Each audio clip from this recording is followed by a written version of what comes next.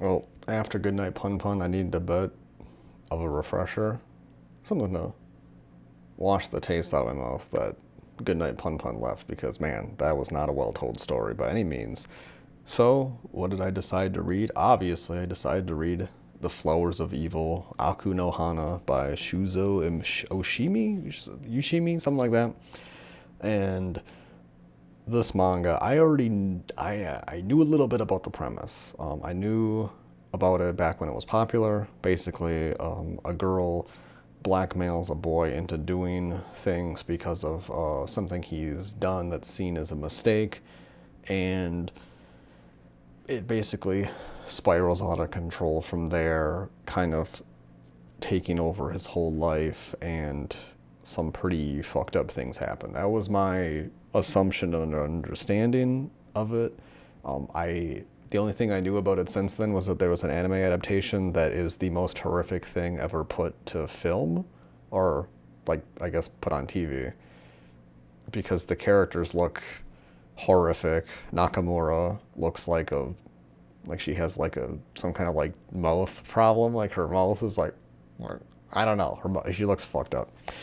So anyway, we have three central characters in The Flowers of Evil for volumes 1 to 3.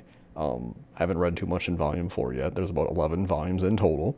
And we have our main character, Kasuga.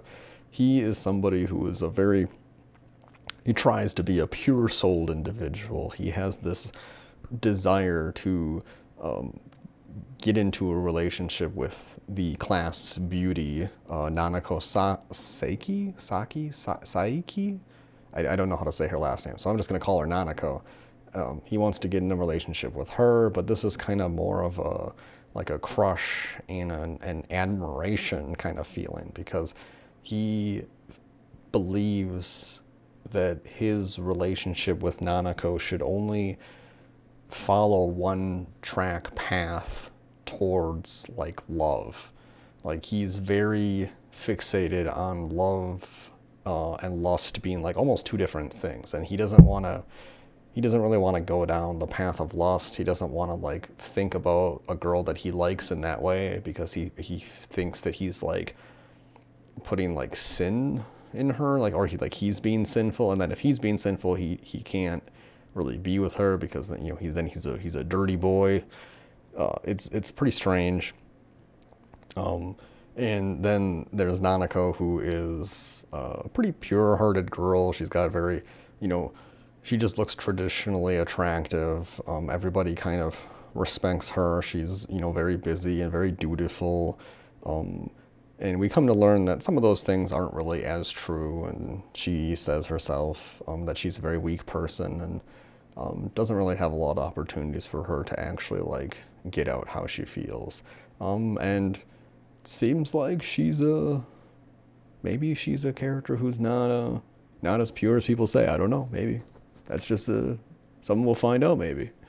And then we have the character for whom this manga would not even be a story. We have Nakamura. Nakamura is the girl who sits behind Kasuga, and she is fucking crazy. She has like conduct disorder. She has there's these like youthful disorders, like a obedient something disorder, at least in the UK anyway. And like she just does not like do her homework. When the teacher tries to yell at her, she like gives him a mean glare, and he turns into a beta. She calls people shitbugs. She just has like a general negative outlook on everybody. She thinks everybody's like full of shit. She's a pretty rancid person inside, and she basically has this idea that like all these people are like perverted and fucked up, and she like works to like expose that in Kasuga. But a lot of it is like really projection. Like she doesn't express her perversions, but she says that she's perverted at points. But she doesn't really express a lot of her perversions. She projects her perversions on other people, and like, oh, like this person said this thing, about you, and blah blah blah, and things like that. But she doesn't actually come up with what she wants to say. So she kind of uses the blackmailing of him to act out her own perversions, I think, in a way. I don't know. Maybe she has some like dominatrix humiliation, like she wants to humiliate somebody fetish or whatever. So anyway, One moment. So, in volume 1, Kasuga forgets his book. He's got to go back to class. He's got to get his book. How is he going to read Flowers of Evil if he doesn't have Flowers of Evil in his hands? Well, he goes back to school.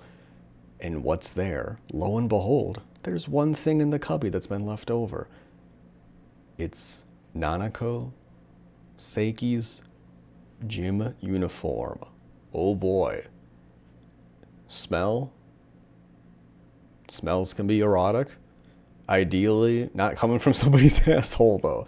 So he takes it out. He's like, oh my god, it's her gym clothes, and he's thought about her, and he smells it. And he's like, oh, shampoo, but then he hears something. He's like, oh no, there's noise. So he panics. He puts it in his shirt and he runs home. He's like, oh no, now I've really done it. Now I ran home with her outfit. He doesn't even have time to really enjoy it. He's just so gripped with this act that he's done that he's really nervous.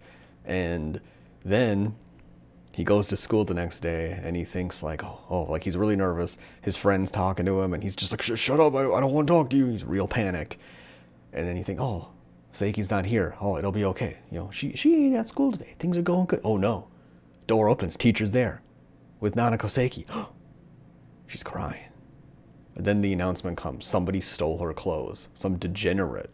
Now, nobody really accuses anybody in the class. I think one person says somebody does, but they kind of blow it over. They just assume that there's some pervert in the town who's, going after the children. That's generally what they assume. And, main guy, he's in the clear. Nobody thinks he did it. But boy, is he nervous. And so after school, he just bikes away. He just runs away. And this is a theme. This is a pattern and a theme in the manga of running away from your problems. So Kasuga doesn't feel like he deserves to live in society anymore because of this sinful, his soul is stained with sin. He decides to leave. Now I need to talk a little bit about the kind of pretentiousness that Kasuga believes in. So, he's somebody who fills up on these this French novel by Baudelaire.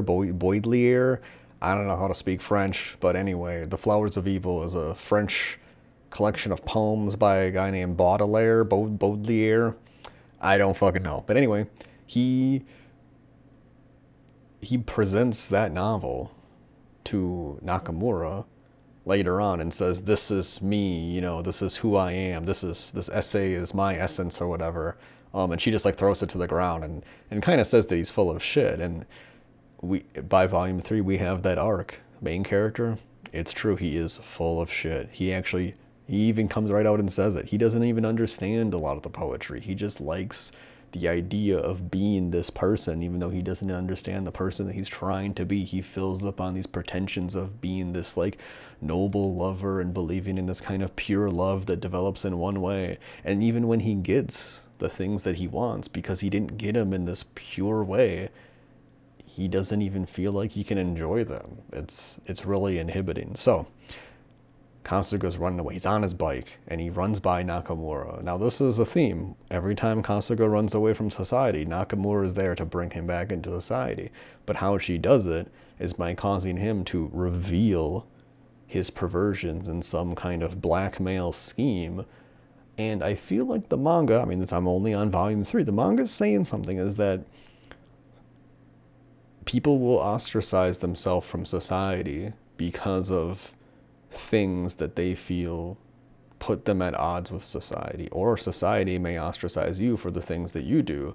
And in order to reintegrate in society, you need to accept what you've done and who you are, and kind of be more true to you, rather than kind of acting out how you are in these inappropriate ways, but just more be honest with yourself. Which I think is a cool message. So anyway, he runs into Nakamura. And Nakamura's like, oh, what are you doing? You're always reading these stupid books. What the heck? I don't know. And he's like, what? How do you know I read books? And she's like, I sit behind you, dumbass. And, he's like, oh, yeah. Because Kasuga's kind of an idiot. So eventually she's like, take me over to the other side of that mountain. take me over there. And then she just gets on his bike and she puts her hands on him, and he's just like, oh my God.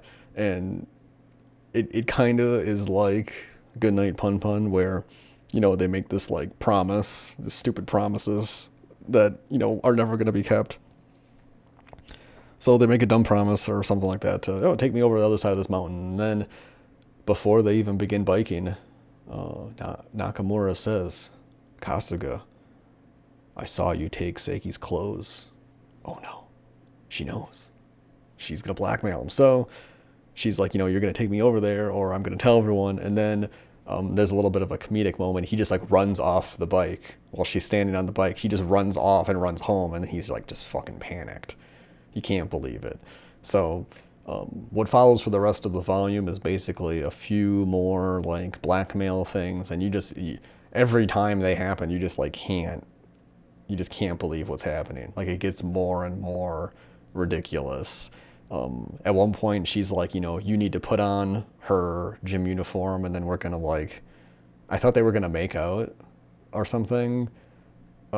Nothing happens between Kasuga and Nakamura, even though I don't know. That was one thing I expected to happen that didn't happen in the first 3 volumes. Is I thought she was going to be she was just going to randomly do something lewd to him, or maybe I thought that she was going to be into Seiki, Nanako, like she was going to be into her, but this was her way of being like a lesbian, because she's like, go home and write me an essay about your feelings. And then, like I said, Kasuga just presents the fucking novel because he's too lazy to write how he feels, because he can't accept how he feels, because he feels like he has sinned against this angel girl. Like he puts her on an unattainable pedestal.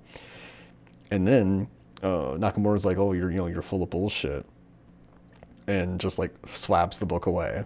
And then she harasses him later on, what was it like with Seiki, tell me all your horny thoughts. It sounds like she wants to she can't also express how she feels. She needs to project her perversions on somebody else and then have them repeat back the things that basically she wants to hear. That's my take on it. I don't actually know, because it doesn't really go too much into Nakamura's psyche. It only goes into the main characters, Kasuga's.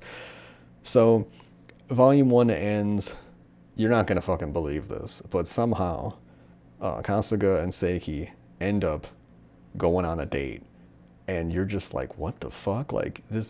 Everything's going great for this guy, but he's so fucking panicked. You won't believe it. So they go on a date, and the date goes great, but there's one catch. Nakamura tells Kasuga, you gotta wear Seiki's gym uniform under your clothes. And obviously, you know what's gonna happen. And so, soon as that happened, it's Nakamura is gonna come up behind Kasuga and is gonna rip his shirt off, and it's gonna be bam, Seiki, room 2-1, and you're gonna be like, oh my God. And that's what's gonna happen, right? That's what you're expecting. That's what I was expecting. So they go on the date goes well, and the reason Kasuga and Seiki even get together is because of Nakamura's involvement. Without her, they wouldn't have gotten together. So Kasuga owes a lot to Nakamura, and he even says oh, she gave us our blessing, and right until the end. So you think hey, maybe she really is just, she wants to see us get together, me and Seiki, right? You think that's what's going to happen. So what ends up happening is they get to the end of the day, they're chatting, and basically I think they say they want to date, they want to go on another date, and they want to be exclusive. And then Nakamura runs up and she throws water all over Kasuga, because part of the contract was that Kasuga was supposed to kiss Seiki, which she probably would have been down. But he doesn't think that he can do that, because that would be too rapey. I mean, he doesn't say anything about rape, but he just doesn't feel like he can do that, because he has all this perversion in himself that he feels that would be corrupting her or whatever like that, which is classic beta incel male, oh, the woman is so pure and perfect, I couldn't imagine corrupting her. It's like a weird kind of inceldom that doesn't really exist anymore, but it used to, and some guys kind of engage in this kind of thought pattern where oh, she's so perfect and beautiful, and it's no, she's a person just like you. She probably gets horny too, going teenage years. Yeah, come on. So he doesn't kiss her, but then Nakamura comes up, throws the water on him, and then you think, oh my god, he's wearing a white shirt. It's gonna be see-through, right? So like Nakamura goes running off, and that looks like a fucking like cartoon skit from like the fucking Hanna-Barbera shit, like the way she goes running off, and somehow Seiki doesn't even recognize her. And then Kasuga's like, oh god, and he like covers himself, and he just runs off too. And then Seiki tolerates a lot of shit in this manga because a lot of fucked up shit goes on in the periphery of her and Kasuga's relationship that she just puts up with. So that's about the end of Volume 1. Volume 2 starts, and they go to a bookstore, Kasuga and Seiki, and he gives her like the Flowers of Evil, and it's like, hey, you should read this. It's my favorite book.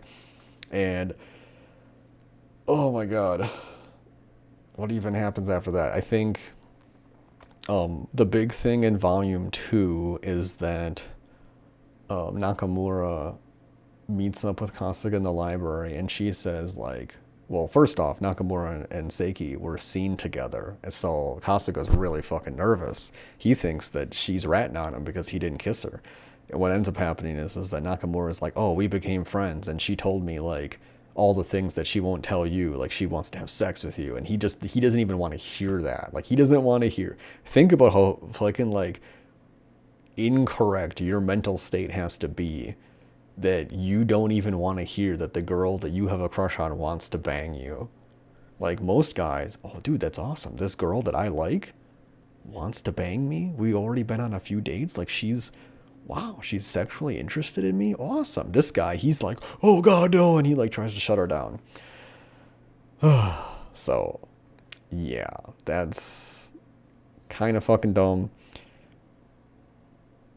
The main character anyway, but it makes sense. It's consistent. And then there's a lot more like Seiki sees like Nakamura, and she kind of starts getting jealous, and then one day like Seiki's sick, and then Kasuga goes over there, and this is after the Nakamura hears about the sex thing, or tells Kasuga about the sex thing. So he's really nervous, and she's like, oh, Kasuga, and like she's like, oh, come over and sit on the bed with me. And then she's like, oh, what is Nakamura to you? Like, you aren't lying to me, right? And then that's something the manga does a lot, where like there's these full panel like, you weren't lying to me, Kasuga-chan, teehee.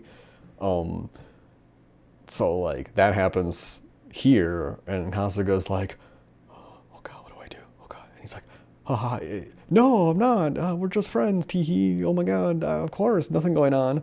And like, it's understandable, like, what the characters are doing and how they react to the things, because you see in the moment all the things that they're like dealing with and struggling with and what's going on, and like, just the writing makes sense, the character's reaction makes sense. The art is very simple, and the paneling, it's just usually 3 rectangles per page in terms of how the panels are blocked out on the manga page. It's just 3 rectangles usually, so like there's nothing really to cry home about the art. But the way it's executed is very efficient, doesn't really waste any of your fucking time, and so that's pretty cool. So, I think Nakamura was gonna force Kasuga to tell her about the theft, but he like ends up running away, and then Nakamura is like mad at Kasuga because he still didn't tell her about stealing the suit, or the gym suit clothes, and then they go to the school at like midnight, and they like fuck up the place. Is this before or after? There's one other thing that happens. I don't know if it happens before or after, but it's important to know that Seiki reveals that she overheard Nakamura and Kasuga's conversation about sex. But what Seiki heard is that Nakamura saying, wants to have sex with you. Like, she thought that Nakamura was telling Kasuga that she wanted to fuck him, and she didn't hear the part that she was saying that Seiki wants to have sex, like she wants to have sex with him. And obviously Seiki didn't really say that to Nakamura. Why would she? Nakamura's just like, she was just fucking with him. So at this point, Nakamura and Kasuga have a pretty interesting relationship, and he seems pretty relieved and like kind of cathartic after he does these like fucked up things for her. And this is the most cathartic that he feels, is that they go to the classroom and they like put the gym uniform in the middle, and then she's like, come on, write about how much of a pervert you are, write all the things that you did. And he's like, no. And then she's like, well, you're boring me, I'm gonna leave. And something changes in him. Kasuga, like, he doesn't want his kinky, crazy GF to leave Nakamura, so he just starts writing. He starts writing this stuff, and that whole sequence is drawn great. Like, he looks crazy. He's just writing.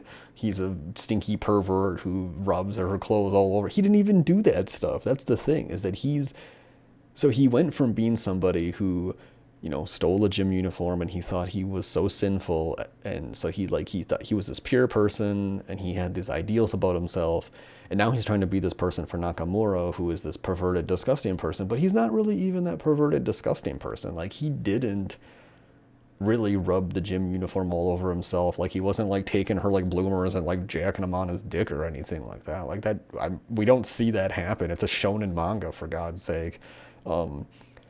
So nothing really that crazy was going on. But anyway, he starts writing all this fucked up shit that he was doing, and then they like get some paint, and they start painting the whole room, and they end up painting the room, incidentally, to look like the flower on the cover of The Flowers of Evil. So next day at class, Kasuga is just thinking that, it's time to face the music. Everyone's gonna know. I'm not gonna be able to live in society anymore. And he gets there and like, oh my god, the pervert attacked again. Everyone thinks that, right? But the paint had covered up the part of the chalk where Kasuga said that he was the one who stole Seiki's gym uniform. So he's in the clear. Everyone thinks that it was another degenerate in the town and that it wasn't him. But then we get the bomb. The bomb drops. Seiki approaches Kasuga, Seiki approaches Kasuga. Kasuga's talking to Nakamura in the back of the school. She's like, what's going on here, And you won't even fucking believe it. Kasuga says that they should break up. Because before that, Nakamura's like, oh, he stole your gym uniform, all these things. And she's like, she just says she doesn't even care. She says that she likes that he was honest. Earlier, she said that she's like a weak person. So like the fact that he asked her out, like that impressed her, because I think a lot of people were like putting her on a pedestal. They didn't think that she was like an attainable person. They didn't think that she was like just a person like them. They put her so high up that they couldn't even fucking imagine talking to her. So she was happy to have this other person kind of be brave or strong for her, and then because of that she repaid that to Kasuga by like taking it further, asking for more dates, wanting to like take their relationship seriously.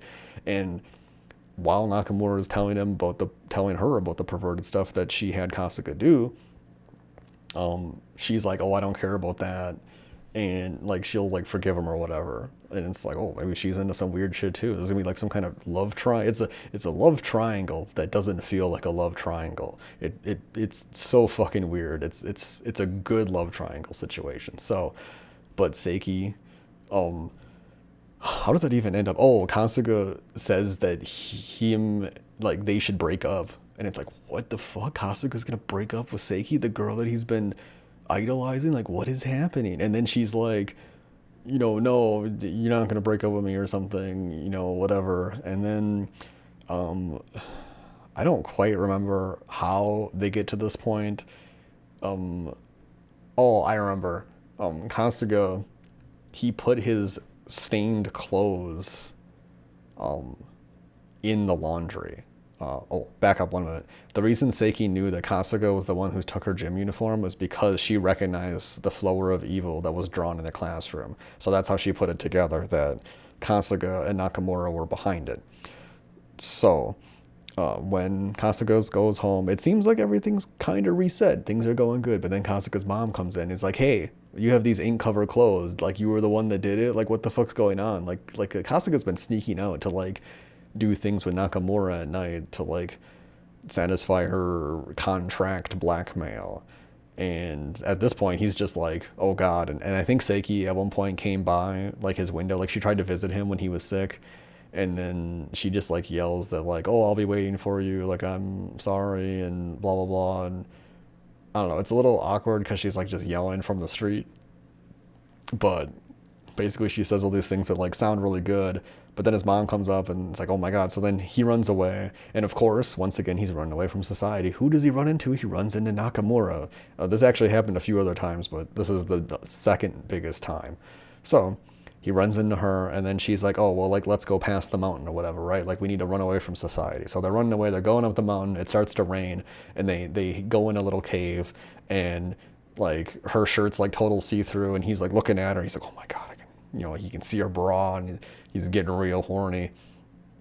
And during this time, Seiki like is also on a bike, and she's like looking for Kasuga, and then he hears that Kasuga is like, she talks to one person, and he's like, oh yeah, these two people on a bike went by before. So like, Seiki knows that Kasuga and Nakamura like are traveling together. They have something going on, but she's still pursuing that dick, and like you think like Nakamura and Kasuga are like about to do something, like they're about to like finally something's gonna happen, and then Seiki shows up, and you're like, oh my god, now Seiki's here. What's gonna happen? And then it gets like even more awkward, because at first you think like, oh, it's time to do something, like it's like she's gonna go home, and then like Kasuga like doesn't leave with Seiki, and then what ends up happening is like Nakamura wants to like go to the other side of the mountain. Oh, and Seiki wants to go back home, and he has to like choose between them, and it's very much like they're acknowledging that like this is like a choice between like these two girls, and he's like panics, and he's like, no, I can't choose, and he just like spills out all of his guts. He's finally honest with himself. Like he says like he reads these books that he doesn't even understand. Like he looks down on other people, but he's just like a kind of like a fraud. Like he's just this pretentious asshole who reads these books, and he like, oh, nobody else in this town understands these books. I read these books. Nobody knows about you, Baudelaire. Oh my god. And so he's like, I can't even choose. I'm empty. I don't even know. Like I can't do either of these. So then what ends up happening is Seiki like throws the book on the ground, because she had the Flowers of Evil book that he had, and then Nakamura, like, the way she looks at him, it's like, she's like, hey, are you gonna come with me? Like it's like a meaningful thing. Like Nakamura is like, the whole manga, Nakamura seems like she's above it all, and in this moment, it seems like she wants him to pick her, even though she's like fucking crazy, and like seems like she would like abandon you and like come back like a week later, like just total random behavior, just total wild. And what she does, she comes over and she just tears the book up, and she has like tears in her eyes. It's raining, but you can tell that she's crying. Speed readers probably wouldn't notice that though, but you can tell like she's sad. She wanted Kasuga to pick her. And what ends up happening is basically both girls are pissed at him, and then the cops show up, and then they take him back home. One of the cops had to kind of get rough with Nakamura, because she just like starts fighting the cop. If this was an English manga, an English comic book, I mean, she would have been shot and killed. That's where the story would have changed. But in Japan, I guess the cops just like let people beat them up. So pretty cool. And that's the end of volume 3. It's just it's a bit of a soft reset. Nakamura, she's mad at him. Seiki, she's mad at him, and it's just all crazy. It's just like, what's gonna happen now? Like, I can't. Seiki seems fucking way more fucked up though than the manga leads on to believe. And Nakamura, I don't know. She's obviously fucked up, but she doesn't express her own kind of fucked upness. She like gets other people to express their perversions, and then I think she projects her fucked up thoughts and feelings on other people, and then has them like say it, because like she really explicitly asked for some things from Kasuga about his feelings for Seiki, which just sounds like she wants to hear how she feels about Seiki. I thought maybe there was like a lesbian thing going on there, but I guess not. So yeah, pretty crazy. I'm not sure where it's gonna go, and considering that this is only the first 3 volumes, like I thought the whole story was gonna be that. I thought the climax was gonna be like basically what just happened. So the fact that this is the first 3 volumes, it's a shonen manga, so oh yeah, there was nudity. Like, not yeah, at one point Nakamura like strips Kasuga naked when they're on that mountain, and Seiki's there, and it's just like, it's really weird. It's really fucked up. And then Seiki like runs over and is like hugging him or whatever. Like it's really strange. And then it's like, oh my god, she's comfortable like hugging him naked, and it's like his dong is right there. And like they draw like this weird symbol for his, to like cover his penis. But then later on, like they draw the mangaka like draws that symbol like all over the page. So like it kind of seems like maybe they all have like they're all thinking about his penis, you know? Like I don't know. I don't know what the fuck's going on. I don't know what that symbol means. I'm not a maybe it is doesn't even mean anything in Japanese. But yeah, so what the fuck? I think is anyone gonna die? I don't know what happened. I feel like so much has happened. Like what I don't know. I wonder if the manga is gonna go as far as having actual sexual violence. I mean, I know the manga. I mean, technically it does because Nakamura has stripped Kasuga naked twice and has done some pretty fucked up things to him, but it hasn't. He kind of seems like he likes it. I feel like he's developing a humiliation fetish. It's really strange. So, yeah, maybe it's gonna be cool. I don't know. I guess I'll try to do one of these every 3 volumes or so if there's like, if I can remember all the material and it's like interesting enough. But anyway, that's volumes 1 through 3. I hope you found it was interesting.